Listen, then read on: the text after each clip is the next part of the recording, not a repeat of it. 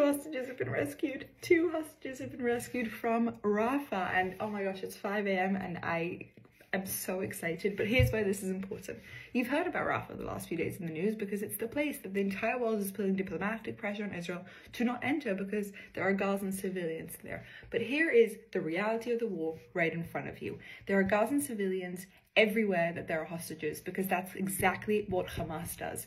Hamas puts Israel in conundrums that will make us look bad diplomatically, and at the same time, Israel has no other choice but to react and respond. They keep hostages in hospitals, and then Israel goes into the hospitals, and it looks bad because Israel's attacking the hospital. They keep hostages with all of Gazan civilians in a refugee camp in Rafah, and then Israel is banned from going into Rafah because it will make us look bad. That is the reality of the war, and that has been the reality since the beginning.